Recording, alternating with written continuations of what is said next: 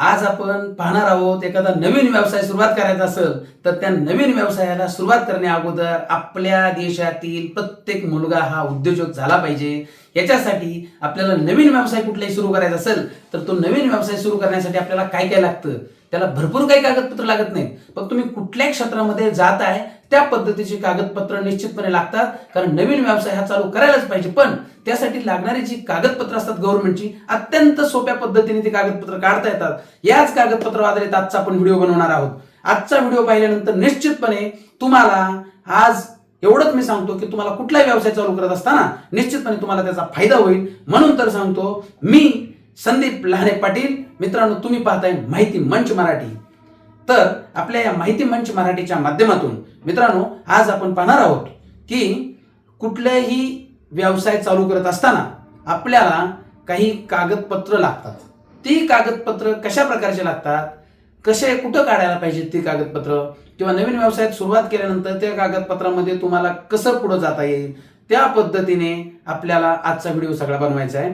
तर आज व्हिडिओ बनवत असताना आज माहिती मंच मराठी या चॅनल मध्ये व्हिडिओ का बनवतो आपण, तर याच्यामध्ये कायम आपण समाज उपयोगी व्हिडिओ बनवत असतो जेणेकरून समाजाला त्याचा फायदा होईल। तर मित्रांनो, आजच्या व्हिडिओमध्ये आपण काय घेतोय, आता एखादा व्यावसायिक आहे त्या आपल्याला आजचा व्हिडिओ बनवत असताना आपण 100% निश्चितपणे आजचा व्हिडिओ फक्त आणि फक्त व्यवसाय सुरू करण्याच्या अगोदर किंवा व्यवसाय सुरू करताना सुरुवातीला काय लागतं त्या संदर्भात। तर काय असतं मित्रांनो, आपल्याला कुठलाही व्यवसाय सुरू करत असताना सगळ्यात पहिली गोष्ट, आपण ट्रान्झॅक्शन वगैरे चालू करण्यासाठी आपल्याला बँकिंग लागतं। पण बँकिंग करण्यासाठी आपल्याला काय लागतं, तर आपल्याला बँकेत गेले की ते म्हणतात उद्यम आधार द्या, शॉप ऍक्ट द्या, त्याच्यानंतर त्या गोष्टी लागतात। म्हणून काय करायचं, सगळ्यात पहिली गोष्ट ज्यांना नवीन व्यवसाय सुरू करायचा किंवा ज्यांनी केलाय छोटासा व्यवसाय चालू केला पण त्याच्याकडे अजूनही कागदपत्र नाहीत, अशांनी सगळ्यात पहिली गोष्ट शॉप ऍक्ट काढून घ्या। शॉप ऍक्ट काढायचं असेल ना अगदी कमी किरकोळ खर्चामध्ये, आणि गव्हर्नमेंटची आपल्या सरकारची राज्य सरकारची अत्यंत सोपी पद्धत आहे। फक्त तुम्हाला ऑनलाईन पद्धतीने काढायचे, जास्त कुठं पैसे द्यायची गरज नाहीये। थोडीफार त्यांची फी असेल तेवढी फी भरून, किंवा मार्केटमध्ये काही त्याच्यातले तज्ज्ञ असणारे, म्हणजे आपण त्याला थोडक्यात एजंट म्हणू, ती लोक सुद्धा, कारण त्यांचं रोज कम्प्युटरवर काम असतं, त्यांना त्या गोष्टीची माहिती असते, त्या लोकांकडून सुद्धा तुम्ही काढू शकता। एवढी काही अवघड प्रोसेस नाहीये। तर सगळ्यात पहिली गोष्ट शॉप ऍक्ट काढून घ्या। त्याच्यानंतर जसं माणसाला आधार कार्ड असतं त्या पद्धतीने आपल्याला शॉप ऍक्ट काढल्यानंतर उद्योग व्यवसाय चालू करण्यासाठी उद्योगाचं आधार कार्ड, थोडक्यात म्हणजेच काय, उद्यम आधार। म्हणजे आपण शॉप ऍक्ट काढलं, उद्यम आधार काढलं, ह्या दोन गोष्टीवर आधारित आपण पुढे जायचं। आपण ॲज अ प्रोप्रायटर म्हणून ह्या गोष्टी करत असू तर आपल्याला ह्या दोन्ही गोष्टी एकत्र देऊन आपल्याला बँकेत जाऊन शॉप ऍक्ट आणि उद्यम आधार देऊन आपण बँकेत सुद्धा एक करंट खाते म्हणजे चालू खाते काढू शकतो, ज्याच्यामध्ये कितीही देवाणघेवाण झाली तरी त्याच्यामध्ये अडचण येत नाही। कारण सेव्हिंग बँकसाठी किंवा बचत खात्यासाठी वेगवेगळ्या बँकांची वेगवेगळी लिमिट आहे, म्हणजे मर्यादा आहेत, तुम्ही याच्यावर ट्रान्झॅक्शन करू शकत नाही। सध्या त्याला सुद्धा बऱ्यापैकी लिमिट वाढलेले आहेत, म्हणजे त्याचं भरपूर आहे, तरी देखील आपल्याकडं करंट अकाउंट असणं फार गरजेचं आहे। कारण मी स्वतः काही अनुभव घेतलेले आहेत, व्यवसाय करतो 10 वर्षापासून, परंतु माझ्याकडं करंट अकाउंट नसल्यामुळे मला सुद्धा एका बिझनेस लोनमध्ये किंवा एका होम लोनमध्ये 100% अडचण आली होती। म्हणून मला तुम्हाला सांगायचंय की ह्या दोन गोष्टी पहिल्यांदा करून घ्या। या दोन गोष्टी केल्यानंतर तुम्हाला त्याच्या पुढे काय करायचंय, तर आपला व्यवसाय कशा स्वरूपाचा आहे किंवा आपला व्यवसाय कशा पद्धतीचा आहे त्याच्यावर आधारित आपल्याला शॉप ऍक्ट काढलं, उद्यम आधार काढलं, तुम्ही अकाउंट काढलं, जीएसटी सर्टिफिकेट काढायचं, म्हणजे जीएसटी रजिस्ट्रेशनची आवश्यकता आहे का ते बघायचं। जर तुमचा टर्नओव्हर, हे तुम्हाला जर माहिती तुमच्या प्रोजेक्ट रिपोर्टमध्ये साधारणपणे तुमचा टर्नओव्हर हा एका वर्षात किंवा 2 वर्षात हा साधारणतः 20 लाख, वर्षाला 20 लाखाच्या पुढे जात असतं, म्हणजे कुठल्या कॅटेगरीचा व्यवसाय आहे आणि त्याच्यामधून तुमचा टर्नओव्हर किती आहे या पद्धतीने तुम्हाला जीएसटीचं रजिस्ट्रेशन, जीएसटी रजिस्ट्रेशन करत असताना निश्चितपणे जर त्याची गरज असेल तरच जीएसटीचं रजिस्ट्रेशन करायचं बांधवांनो, गरज नसेल तर जीएसटी रजिस्ट्रेशन करण्याची गरज नाहीये। कारण छोटे मोठे व्यवसायामध्ये जीएसटी गव्हर्नमेंट सुद्धा तुम्हाला सांगत नाही, कारण किरकोळ व्यवसाय तुमचा, किरकोळ स्वरूपाचा, त्याला जीएसटीची रजिस्ट्रेशनची गरज निश्चित नाहीये। त्याच्यामुळं पण जीएसटी रजिस्ट्रेशन जर असेल तर निश्चितपणे मोठी स्वप्न बघा, मोठा व्यवसाय करा। मोठा व्यवसाय करत असताना ज्या गव्हर्नमेंटच्या ज्या काही छोट्या छोट्या गोष्टी आहेत ह्या एकदम साध्या पद्धतीच्या, जीएसटीचं म्हणजे जीएसटी सर्टिफिकेट किंवा जीएसटी रजिस्ट्रेशन करताना थोडीशी प्रोसेस लॉंग आहे, पण जीएसटी रजिस्ट्रेशन करत असताना तुम्हाला निश्चितपणे त्याचा फायदाही होतो. त्या प्रकारे तुम्ही जीएसटीचं रजिस्ट्रेशन आणि तसंच करत असताना एखादा मनुष्य फूडच्या अनुषंगाने काम करतोय, म्हणजे किराणा माल असेल, एखाद्याचे स्वीट होम असेल किंवा एखाद्याला तुमचं हॉटेल टाकायचं असेल, जिथं खाद्यपदार्थाशी निगडीत एखादा विषय येतो, एखादा वडेवाला आहे कुठला तरी त्याचा विषय असेल, तर त्याला फूड लायसन्स लागतं.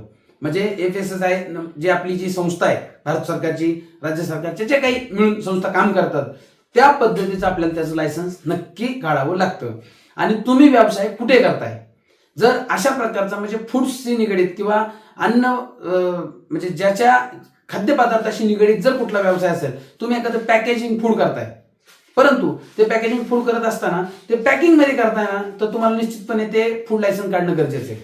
आणि हा व्यवसाय तुम्ही करता कुठे, म्हणजे जर ग्रामपंचायतमध्ये असेल तर त्या ग्रामपंचायतला कळून त्यांची एक एनओसी भेटते, ती घेणं गरजेचं आहे.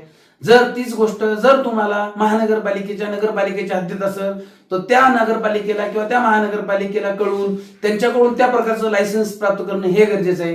कारण कसं असतं की तुम्ही कुठला व्यवसाय कुठल्या कॅटेगरीने करताय ह्या गोष्टी फार गरजेच्या आहेत. हे करत असताना निश्चितपणे उद्यम आधार आणि शॉप ऍक्ट लायसन्स हे सगळ्यात पहिली गरजेची गोष्ट आहे. आणि तुम्ही तो व्यवसाय करताय कुठं, जर ग्रामपंचायत हद्दीत असेल तर ग्रामपंचायतची एनओसी, ह्या 3 गोष्टी सगळ्यात पहिल्या.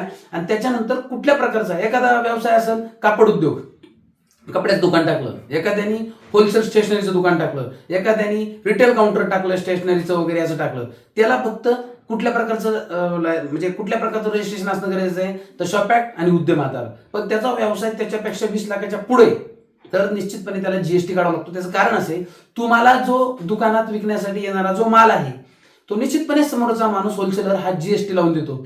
त्याच्यामुळं तुम्हाला तो जीएसटी नंबर असणं आवश्यक आहे. पण त्याच्यासाठी तुमचा सेल किती आहे, वार्षिक तुमची उलाढाल किती आहे हे निश्चितपणे बघणं गरजेचं आहे. आता ह्या सर्व गोष्टी केल्यानंतर तुम्ही व्यवसाय जरी चालू केला तरी भरपूर लोक जीएसटी काढतात किंवा ह्या ज्या गव्हर्नमेंटच्या ज्या काही गोष्टी तुम्ही म्हणजे सहज काढून घेता, परंतु त्या पुढे टिकवणं फार गरजेचं आहे. त्याच्यासाठी तुम्हाला एखादा अकाउंटंट चांगला नेमणं गरजेचं आहे, ज्याच्या माध्यमातून तुमची वेळोवेळी गव्हर्नमेंटच्या ज्या काही लायबिलिटी तुमच्याकडे असतील त्या पूर्ण क्लिअर होतील. त्या हिशोबाने तुम्हाला ते करणं गरजेचं आहे. भरपूर वेळा काय होतं, जीएसटी, आमच्याकडे एक मनुष्य त्यांनी जीएसटीचं लायसन्स म्हणजे जीएसटी सर्टिफिकेट केलं आणि पहिले 6 महिने एकदम जेमतेम माझ्याकडे जीएसटी म्हणजे मिरवण्यासाठी जीएसटी घेतला त्यांनी. आणि नंतर अक्षरशः त्याला त्या जीएसटीच्या लायबिलिटी एवढी वाढली की त्यांनी तो जीएसटीची लायबिलिटी तर भरलीच नाही अजूनपर्यंत, त्याच्या नावावरती दिसतेच, पण त्याला तो व्यवसाय बंद करावा लागला. आता मीच त्याला सांगितलं की बाबा तू जा आणि त्यांना सांग की इतक्या दिवसापासून माझा व्यवसाय बंद आहे आणि जी अगोदरची काही लायबिलिटी जी आहे ती त्या ऑफिसला जाऊन तिथं काही तू कॉम्प्रोमाइज करून काय कमी जास्त करता येईल ते करून तुझा तो व्यवसाय पूर्णपणे बंद केला असं दाखव. आता त्यांनी त्याच्या मुलाच्या नावावर तो व्यवसाय चालू केला आहे आणि मुलाच्या नावाने जीएसटीची आवश्यकता असेल तर तो जीएसटी काढेल, अन्यथा तो काढणार नाही. पण अशा प्रकारच्या आपल्याकडून छोट्या मोठ्या चुका होतात. म्हणून मित्रांनो सांगतो, तुम्ही निश्चितपणे व्यवसाय करा. व्यवसाय करणं हे कधीही चांगले, पण व्यवसाय करत असताना ह्या निश्चितपणे ह्या कागदपत्रांची जोड त्या व्यवसायाला द्या. आणि सोबतच आजकाल जे ऑनलाईन डिजिटल मार्केटिंग आहे त्या डिजिटल मार्केटिंग मध्ये उतरा. कारण आजकाल आहे ना, कुठेतरी रस्त्याच्या बाजूला फ्लेक्स लावून लोक ते बघून कुठल्या तरी दुकानात येतील, हे फार रेअर झालेलं आहे. सगळ्यात महत्त्वाचं आणि चांगल्या प्रकारचं मार्केटिंग म्हणजे इन्स्टा, फेसबुक, युट्यूब, डिजिटल या मार्केटिंगला निश्चितपणे हात घाला आणि त्याच पद्धतीने मित्रांनो काम करा. तुम्ही निश्चितपणे डिजिटल मार्केटिंग मधून तुम्ही 100% लोकांच्या मोबाईलमध्ये तुमचा व्यवसाय घेऊन पोहोचू शकता आणि त्याच माध्यमातून तुम्हाला निश्चितपणे वेगवेगळ्या प्रकारचं तुमचं जो काही व्यवसाय असेल त्या प्रकारची कामं तुम्हाला मिळतील. आणि हे काम करत असताना, हा व्यवसाय करत असताना माझ्याकडून तुम्हाला लाख लाख शुभेच्छा मिळतील आणि तुम्हाला प्रोत्साहन देण्यात, तुम्हाला प्रेरणा मिळावी अशा प्रकारचे व्हिडिओज बघा. असे व्हिडिओ मी सुद्धा माझ्या या माहिती मंच मराठी या चॅनलवर टाकत असतो. तुम्ही निश्चितपणे हा चॅनल सबस्क्राईब करा. हा व्हिडिओ 100% शेवटपर्यंत बघितलाय तुम्ही, त्या पद्धतीने तुम्हाला जर माहिती आवडली असेल तर तुमच्या मित्रांना शेअर करा. आणि ही जरी माहिती तुम्हाला वाटत असेल ही तर किरकोळ माहिती, आम्हाला माहिती असे म्हणणारी भरपूर लोक असतील, पण मित्रांनो ज्यांना माहिती त्यांच्यासाठी नव्हे तर ज्यांना काहीच माहिती नाही असे आमचे नवीन नवीन उद्योजक म्हणून निर्माण होतात, नवीन नवीन उद्योजक आजकाल तयार होतात, यांच्यासाठी माहिती आहे. भरपूर लोकांना असं वाटतं ही तर किरकोळ माहिती आहे, पण खरंच सांगतो बऱ्यापैकी लोकांना अजून याच्यातली काहीच माहिती नाहीये. म्हणून त्यांना सांगायचंय, कारण लोक लायसन्स काढतात आणि परत फसतात, हे मी बघितलेलं आहे. म्हणून सांगतो, तुम्हाला जिथून पुढे कुठलाही व्यवसाय चालू करायचा असेल तर गव्हर्नमेंट सोबत निगडीत राहून काम करा. तुम्हाला मोठे मोठे बिझनेस लोन मिळतील आणि त्या बिझनेस लोनच्या माध्यमातून निश्चितपणे तुम्ही तुमचा व्यवसाय मोठा करू शकता. मी एक वेगळा व्हिडिओ बनवणार आहे. लोन घेऊन कसं मोठं होता येतं किंवा कर्ज घेऊन तुम्हाला कसं मोठं होता येतं किंवा तुम्ही मोठे व्यावसायिक कसे होता, तुम्ही हजारो कोटीचा शेकडो कोटीचा टर्नओव्हर कर्ज घेऊन सुद्धा भविष्यात कसा उभा करू शकता, या प्रकारावर आधारित मी निश्चितपणे एक व्हिडिओ बनवणार आहे. पण तत्पुरतं इतकंच, तुम्ही पाहत राहा माहिती मंच मराठी आणि मी संदीप लाने पाटील माहिती मंच मराठीमध्ये तुमचं सर्वांचे धन्यवाद व्यक्त करतो.